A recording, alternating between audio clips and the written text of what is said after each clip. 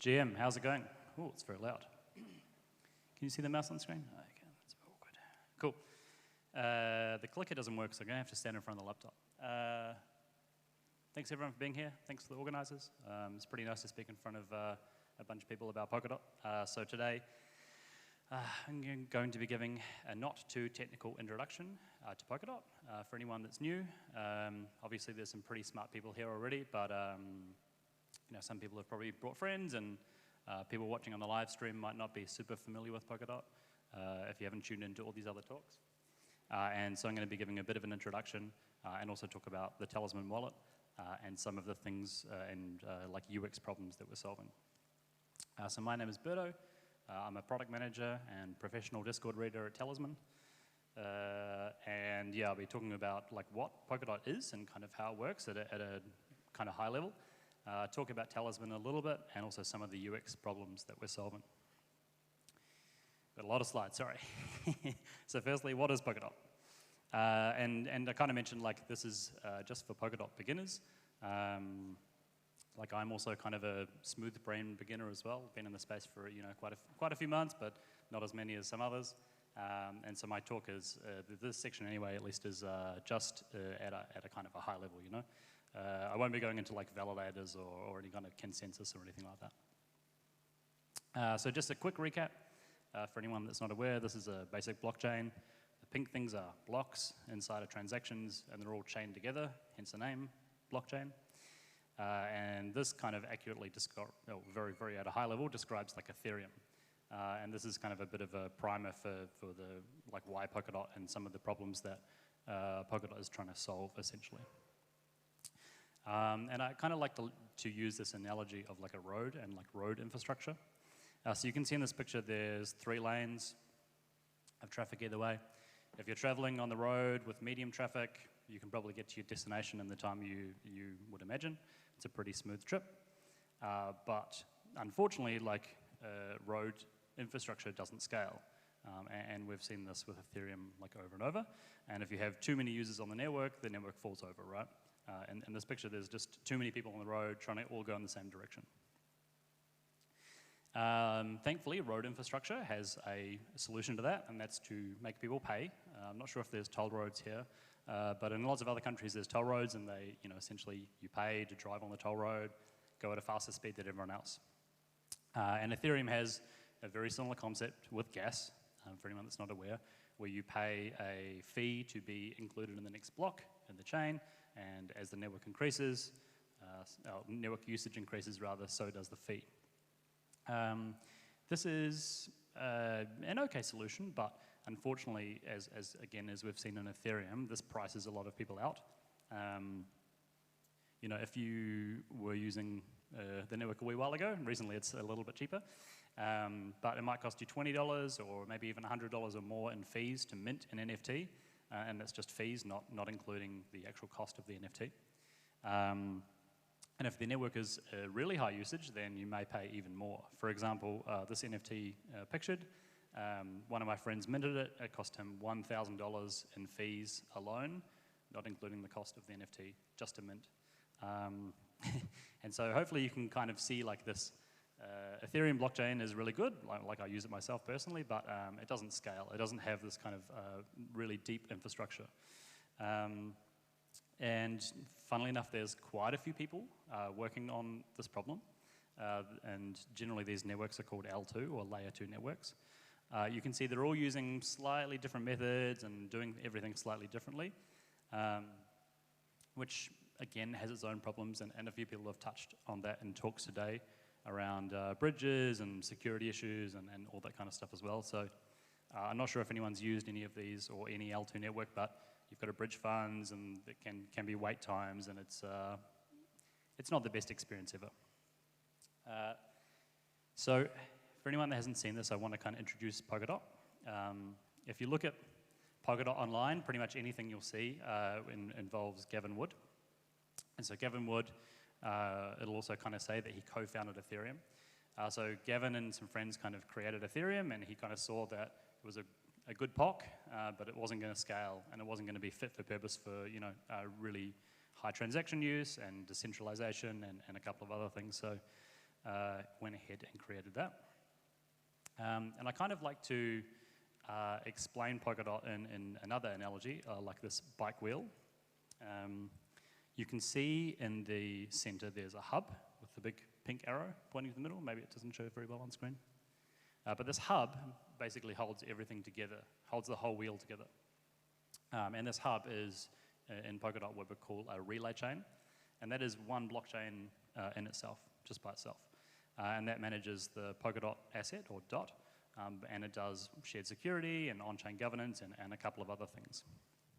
And then if you imagine, in this wheel analogy again, at the end of every single spoke from the wheel is another blockchain. And these could be multiple Ethereum chains or just multiple blockchains. And the thinking behind their spokes, like the image kind of before, is that all of these blockchains can talk to each other across through the relay chain.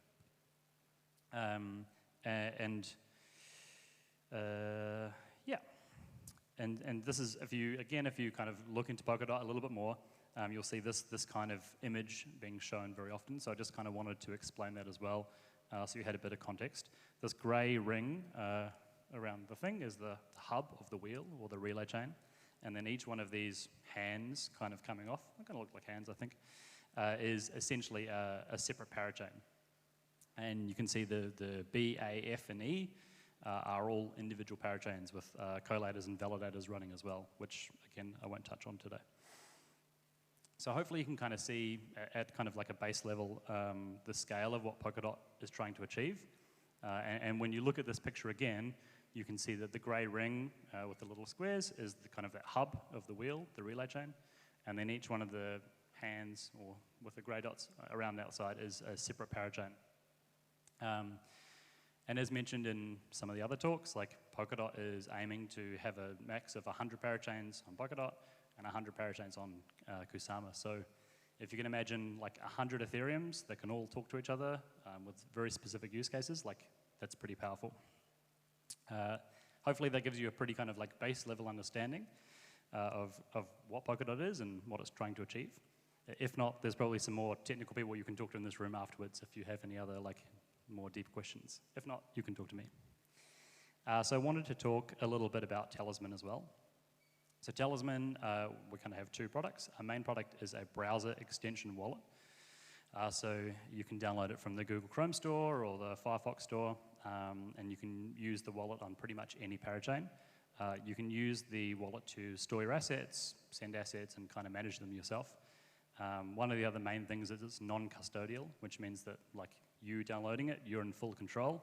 Talisman can never access your funds or look at your seed phrase or anything like that. You're in complete control. And we also have a web app, which is app.talisman.xyz, which you can go to view to manage your portfolio and check out your NFTs. And Talisman's kind of also a little bit of an art project. If you go to the website, if you browse the products, you'll kind of see we have some nice illustrations, and we actually pay we have a full-time illustrator on board on the team to create all of the kind of the beautiful imagery that you see throughout the product. Sorry.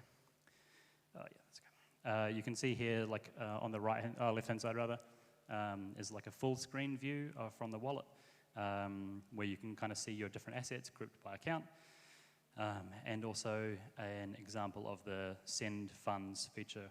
And we've made it very, very simple. If you've used like a Polkadot.js or the web version, this is very, very simple. You can just put the amount of asset, like 140, and the asset type, and the accounts, and send funds. It's very straightforward. Cool. So I want to talk about some of the like UX problems that we've seen in the space with Polkadot. If you go back to the picture of the giant thing with all the pink lines, like Polkadot can be pretty confusing and pretty complex, and it has a lot of like intricacies and different things about it. So, our job as a wallet, and I guess our job in general as Talisman, is to help solve some of those really difficult problems and difficult strange things, I guess, for users, and make it very straightforward for people. So the first one is kind of address formats. Polkadot address formats, if you've used them, are all pretty kind of weird. Like Polkadot address formats start with #1. If you're using Kusama, they start with like a different letter. And then other wallet addresses will start with different stuff. If you have used Ethereum, and even if you've used L2 networks on Ethereum, your wallet address stays the same. It's pretty easy to remember and pretty easy to write down somewhere and copy paste it. Fine, right? But not so on Polkadot, even though they're actually all derived from the same address, but that's okay. So Talisman kind of does a job to kind of hide those wallet addresses, because realistically, you only need your wallet address at one time, and that's when you're going to copy your wallet address to send it to someone else to get funds or get a whitelist spot or get some free money on Twitter, I think, if you put your wallet address on every post. And so if you go to copy your address, we actually show all the parachains with all the address formats for that account. And if you start to type, Kala or whatever, then it'll shorten the list and you can easily just click copy. So you can copy the specific address for the parachain in mind in 2 seconds or 3 seconds if you're quick enough. Secondly, ledger support. The ledger support in some of the other wallets, like, it works, but it's not very straightforward. If you get something slightly wrong or your ledger's in the wrong state, it's very kind of difficult to work out what's going on. And so Talisman kind of spent a bit of time to rethink how this ledger support could really work quite nicely. And so one of the really nice things you can do with Ledger and Talisman is when you go to actually onboard the ledger and auth it, you can see all of the accounts on your ledger, and we actually poll each individual account to see if there's any of that native asset on that account, show the fiat value, and then let you multi-select them and add them all at once, rather than having to go through and add each account like over and over again, especially if you're using 2 or 3 accounts. We made a pretty nice video, 10 seconds, to kind of announce the Ledger support, and the Ledger team were pretty stoked. We work with them pretty closely, and they retweeted it with a nice little message, so that's pretty cool. Now, when you think about like a wallet, the 2 primary use cases are like coming to a dApp or a website and like authenticating your wallet and then signing a transaction, and those should probably be the things that we're best at. So on the left-hand side, is an example of, say, using Polkadot.js, and on the right-hand side is an example of using Talisman. When you use like Polkadot.js to auth your wallet, you're actually authing every single account that you have inside your wallet to the dApp straight away, which is not great security practice. It's very likely that you'll have some accounts that you want to give to the dApp and some accounts that you definitely don't. And so with Talisman, we've made it very easy to just select the accounts you're interested in and auth those to the dApp, and the rest stay hidden. As well, we've made the experience look a little bit nicer, but still kind of show you all the relevant information that you need to see when you connect your wallet. Another problem very early on, the majority of dApps in this space only had support for 1 wallet, and I guess no one expected there would ever be more than 1 wallet. And so anytime you launched a dApp, any wallet that you would have installed would all pop up at the same time, which is a pretty nightmare situation as a user over and over again if you're kind of using some Web3 stuff every week or every day. And so Talisman built this quite nice little library. It emulates a lot of, I guess, like the Web3 modal in Ethereum. And so any dApp can integrate it, and majority of them have now or are working on it. But you can click Connect Your Wallet. You'll get this nice pop-up. You can select the wallet of choice and then auth the individual accounts that you're interested in. Funnily enough, this is actually like a few more steps for the user. And so maybe it's like more friction. But we think that it provides a much better experience and better security for the user as well. And the second thing that a wallet should probably be good at is transaction signing. And so you can see on the left-hand side is the simple transaction view that we've crafted. So for example, here I'm doing a swap on a Kala from, I think, AUSD to DOT. And you can see very clearly the network logo, what you're doing, and the the account you're doing it from. And for most people, that's probably good enough. If you are technical and you want to dive into the detail, you can hit this View Details button, and then you'll get all this additional information. And we've spent quite a lot of time making it human readable and easy to understand. And you can actually view it in JSON or YAML as well. So that's quite nice. But kind of going one step beyond that, the power of Substrate is that it gives you a lot more information compared to, for example, Ethereum at the time of transaction signing. And so we can actually do things in the future. These are just future designs, where if you're minting an NFT, we can show you the image of the NFT. We can show you the actual specifics of the NFT that you're about to mint. Or, for example, if you're voting on governance, we can show you the exact proposal and the thing that you're voting, yes or no, or abstain maybe.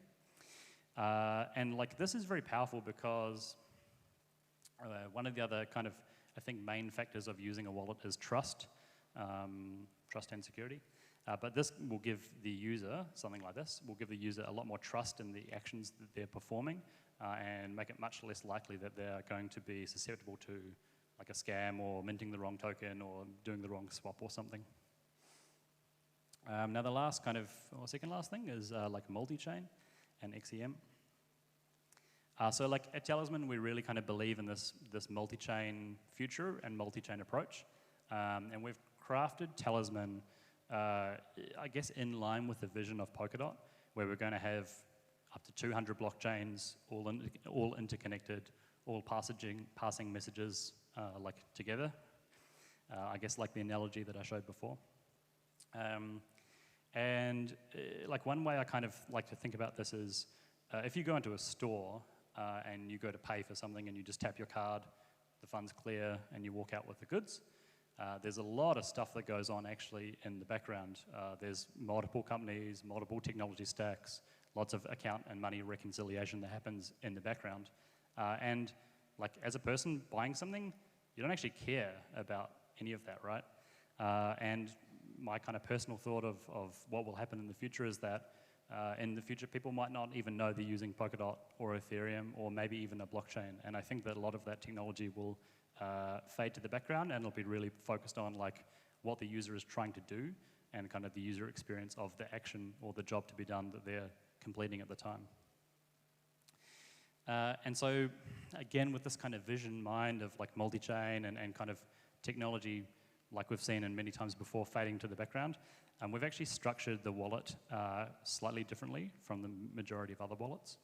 We still have account as the main level, but then we're focused on the actual asset next, rather than parachain and assets below that. And that lets us do some stuff like this.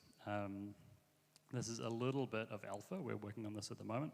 But you can see that in the top left, we sort by account, and then we show you all the assets that are actually on that account, regardless of chain. So, you know, especially as XEM gets more popular and there's more bridges, you could have Polkadot across multiple different parachains. And, you know, kind of our thinking is you probably don't care where your Polkadot is, so long as you can access it and you leverage it and use it. But if you do want to dive in, you can click Polkadot and then actually see where it is. So in this example, I've got some staked, I've got some available, and I've got some on Akala. And as kind of XEM becomes more prevalent, you'll be able to easily move that and transfer that, again, with that kind of fading to the background and being, the user doesn't even really need to know they're using XEM, if that makes sense. The last is EVM. So some chains have kind of done a slightly different approach from the rest of Substrate. They've kind of gone, well, there's not enough dApps that are being built, so we'll do EVM, which is awesome. Like, we love to see more stuff happening in the network. The only issue is, like, as a user, like, you have to then go, oh, like, I can't use this wallet that I've been using. I've got to use a different wallet. I've got to use this MetaMask, right? So then you have to have two wallets and potentially two seed phrases and two different security setups, and like it's a bit of a nightmare, right? Yeah, pretty proud and pretty excited to announce that we're going to be supporting A-Star and Moonriver. You're the first ones to hear about it. It hasn't been announced yet. Yeah. And I'm not kidding, you're actually the first ones to hear about it. We've kind of teased it a little bit, but yeah. So you'll be able to connect to any Ethereum dApp. We will support Moonriver and Moonbeam, A-Star, Sheeden, and Ethereum mainnet at launch. You'll be able to set up an Ethereum account. You'll be able to import your seed phrase from MetaMask and potentially private key, depending on how we go. You'll be able to sign any Ethereum transaction. So if you import your seed phrase from MetaMask and log into a dApp, you can then complete any action on that dApp as well. So you can see here, for example, I'm playing a game. It's the Damn Pirate Society. It's a game on Moonriver, right? The other cool thing that we're doing is auto-calculating the gas fees based on the network activity. So if the network activity is low, we'll always automatically default it to low gas. You never pay more gas than you need to, even though the gas fees are pretty low anyway. Now, the other main bugbear that I personally have with other wallets, and especially MetaMask, is MetaMask has this kind of concept of global state of network. And if you are using a dApp and you go to another dApp and you try and switch the network, everything falls over. And so, like with Talisman, you'll be able to connect to any dApp at any network all at the same time and complete transactions. So you can have like 40 tabs open, all on different networks, and it'll work perfectly. And we're going to launch that this month. We're just kind of finishing up at the moment, and we'll be launching an alpha or beta test phase with some of our Spirit Key members, or Spirit Clan members, sorry, who are in our Discord. So if you want a preview of that, join our Discord. So hopefully, if you didn't already know a little bit about Polkadot, I've taught you some kind of basics, spoken a little bit about Talisman, and hopefully you have a little bit more knowledge about Talisman and what we're doing, and some of the UX problems that we're kind of solving in the space. Those are just, maybe top 6. And if you haven't already, I'd strongly suggest going to talisman.xyz, downloading the wallet. You can find us on Twitter or Discord as well. And if you have any problems, you should be able to use Talisman, at least in Polkadot, and then you won't have any problems anymore. That's it.